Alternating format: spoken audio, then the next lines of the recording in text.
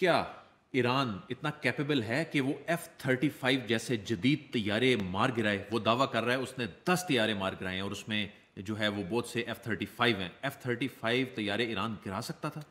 अब मैं, अगर आप मुझसे ज़ाती राय में, मैं भी थोड़ा सा तजब्सुब में हूँ। हम्म।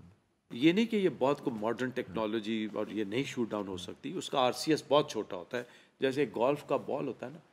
अगर आप जहाज़ इतना बड़ा है तो ये because of its stealth technology वो एक गोल्फ के बॉल की तरह का रह जाता है। मैं उस पर और मारा भी जा सकता है। हमारे पाकिस्तान एयरफोर्स के शाहीनों ने अल्हम्दुलिल्लाह अल्लाह की मदद से राफेल। ड्रोन, राफेल तो अल्लाह ने करम कर ही दिया था, उससे बहुत पहले हमने F-16 से ड्रोन मारा है। एक फाइटर से ड्रोन को मारना बहुत मुश्किल काम है। दो तीन सही। वजह टेक्निकली, लेकिन मैं जल्दी से बता, एक तो उसका साइज, दूसरा उसकी स्पीड, तीसरा आपको ट्रैक करने में मुश्किल होती है। लेकिन अल्लाह की मेहरबानी से हमारे हो तो सकता है, नामुमकिनात में नहीं, लेकिन जो ईरान की कैपेबिलिटी है उसमें मुझे थोड़ा सा तजब्जुब है।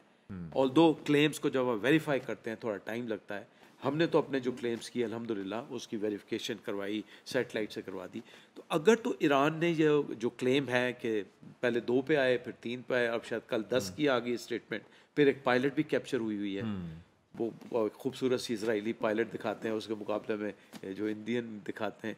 तो मेरे ख्याल में अगर ये है तो बिला ताखीर इसको मीडिया पे दिखाना चाहिए, ताकि मेरे जैसे लोग भी जो कि चाहते हैं दिल से कि ऐसा हो, वो मज़ीद तक़वियत पहुँचे, वन, और दूसरा उस सोच को हज़ीमत मिले जो कहते हैं कि वी आर अनटचेबल। अच्छा यार, ये बताइए कि अब दुनिया में मॉडर्न रिमोट वारफेयर का एक जो दौर शुरू हो गया है।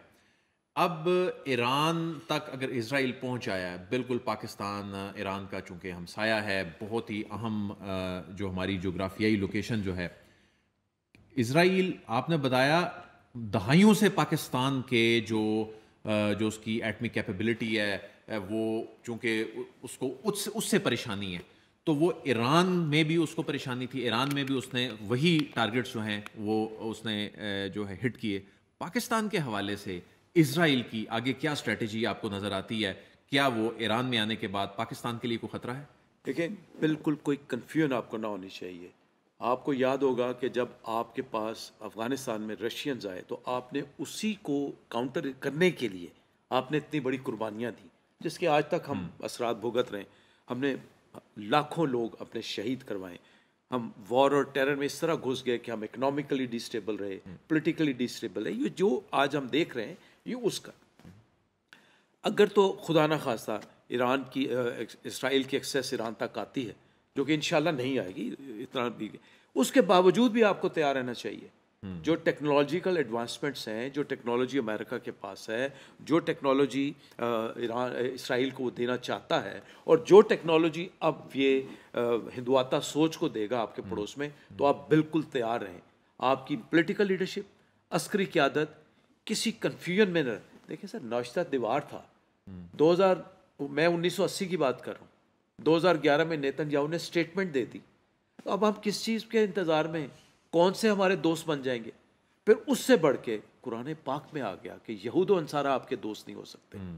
तो मैं ये नहीं कहता कि हमें अपने सफारती महाज बंद कर देने चाहिए, डिप्लोमेटिकली हम किससे बात, अपने मकसद के असूल के लिए हर एक से बात करें, लेकिन ये सोच रखें कि ये आपकी टेक्नोलॉजी के पीछे है, ये आपकी मुल्क की सालमियत के पीछे है, क्योंकि आप इस्लामी रियासत हैं।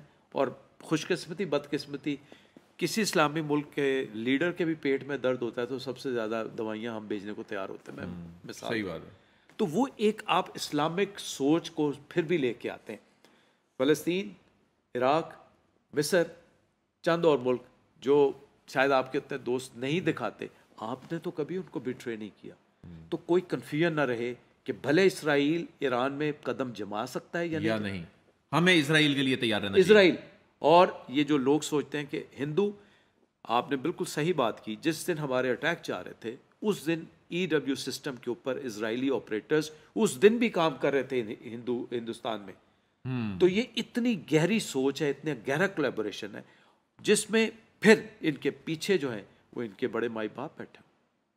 तो यो आपने बहुत अच्छा पॉइंट उठाया, और ये वो सोच है जो कि आज अल्लाह ने जो आपको आप पे जो मेहरबानी की थी, जो आपने 7, 8, 9, 10 मई को अल्लाह ने आपसे जो एक इज़्ज़त आपको दिलवाई, अब आपको और ज़्यादा केयरफुल होना पड़ेगा। क्या पाकिस्तान इस वक्त इस आलम इस्लाम का सबसे बड़ा ताकतवर मुल्क बन के सामने आ चुका है और इजराइल जो है वो पाकिस्तान को एक बहुत बड़ा खतरा, सबसे बड़ा खतरा समझता है? बिल्कुल सही कहा आपने, अल्हम्दुलिल्लाह we are at that place, and not only Israel, Hindustan अब ये चूरन बेचने जा रहा है अमेरिका को, बरतानिया को, फ्रांस को, कि खुदा के लिए मेरी मदद करो, क्योंकि ये तो मुझसे नहीं संभलता।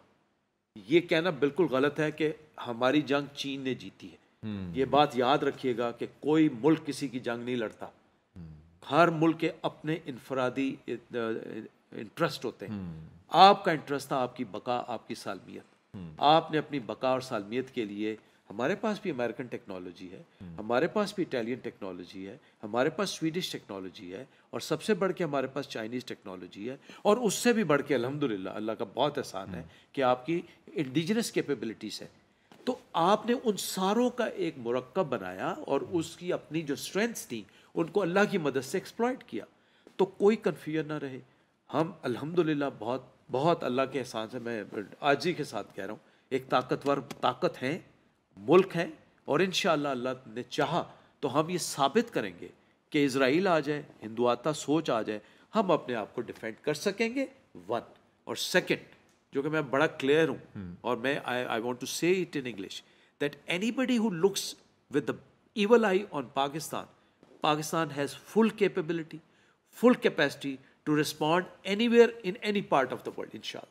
क्या पाकिस्तान के पास ऐसी फिजाई या मिसाइल कैपेबिलिटी है कि अगर इजराइल की जानिब से कोई ऐसी शरारत की जाती है तो वो उसको भी रिस्पॉन्ड कर सके? मैं तो आपको 1980 की बात जो बताई, मैं थोड़ा सा और भी आपको बता देता हूँ कि अब तो चीज़ें खुल गई। हमें, जब हम नौजवान थे और हमारी जो लीडरशिप थी, मैं पुरानी बात कर रहा हूँ, और आज की लीडरशिप और आज के पायलट्स हमसे बहुत बेहतर है, और आज की हमारी टेक्नोलॉजी हमसे बहुत बेहतर है। हमें ये कहा गया था हमारी लीडरशिप ने और हमारे लोगों को कि it is one way ticket. तो जो कौम जो शहादत की मुतमन्नी हो, जिनके लिए शहादत मतलूब मकसूद मोमिन हो, उसको शिकस्त देना, मैं आपको जज्बातियत की बात नहीं कर रहा, मैं आपको बिल्कुल फैक्चुअल बात कर रहा हूँ कि इंशाअल्लाह, अल्लाह ना करे ये वक्त आए, अल्लाह ना करे ये साने हम पे आए, हमारे अंदर इंशाअल्लाह सलाहियत है, हमारे अंदर वो जज्बा है और कैपेबिलिटी है जिससे हम किसी को भी काउंटर कर सकते और उसको सबक भी सिखा सकते हैं इंशाअल्लाह। हमें इजराइल वाले रीजन में जाने के लिए किसी और मुल्क की रास्ते में ज़रूरत नहीं है जिस तरह इजराइल को ज़रूरत पड़ती है। क्या हमारी, क्योंकि हमारी मिसाइल टेक्नोलॉजी के बारे में कहा जाता है और हमारी अब तो फ़िज़ाइया के हवाले से कहा जाता है, और जितनी हमने मॉडर्न जो रिमोट वारफेयर में हमने एक्सेलेंस हासिल कर लिया है, अब शायद दुनिया भी इस बात पे हैरान है कि अब अगर कोई मुल्क कहीं बैठ के भी शरारत करता है, यहाँ से कोई 3-4 हज़ार किलोमीटर दूर से भी अगर कोई ऐसा मिस एडवेंचर करता है तो पाकिस्तान उसको भी रिस्पॉन्ड करेगा। दिल भाई, मैं आपसे बिल्कुल मुत्तफिक हूँ। मैं आपकी एक बड़े एहतराम से आपसे एक करेक्शन चाहूँगा कि मुझे किसी की ज़रूरत नहीं, और ना ही आपको कुछ ज़रूरत के वक्त काम आएगा। मैंने आपको सारा सिनेरियो ईरान का बता दिया, आप अपना सिनेरियो भी देख लें। आपके हमसाया मुल्क अफ़गानिस्तान, आपके हमसाया मुल्क हिंदुस्तान में कौन लोग बैठे हुए हैं? हिंदुस्तान के पास फ्रेंच टेक्नोलॉजी, अमेरिकन टेक्नोलॉजी है, ब्रिटिश टेक्नोलॉजी है, रशियन टेक्नोलॉजी है, इटालियन टेक्नोलॉजी, वो सारे बैठे हुए हैं, और उन सारों का ताना बाना एक या किसी तरह पाकिस्तान को नुकसान पहुंचाया जाए। जो आपने बात की, बहुत अच्छी बात की। अब तो टेक्नोलॉजिकल एडवांसमेंट्स ऐसे हो गई हैं, cruise missile, ballistic missile, hypersonic missile, और अब आपने तो अल्लाह ने करम किया, पाकिस्तान ने दिखाया कि it's a space warfare. So space warfare में you don't need anybody and you will not like to rely on anybody. हाँ, कुछ ताकतें आपके साथ हैं जो आप भी समझते हैं, मैं भी समझता हूँ, और हमें उनके साथ मिल के आगे चलना चाहिए। वो ज़रूर आपको मदद करेंगी, क्योंकि उनकी बका भी इसी में, वो भी हमारे लिए नहीं कर रहे, उनकी अपनी बका उसमें।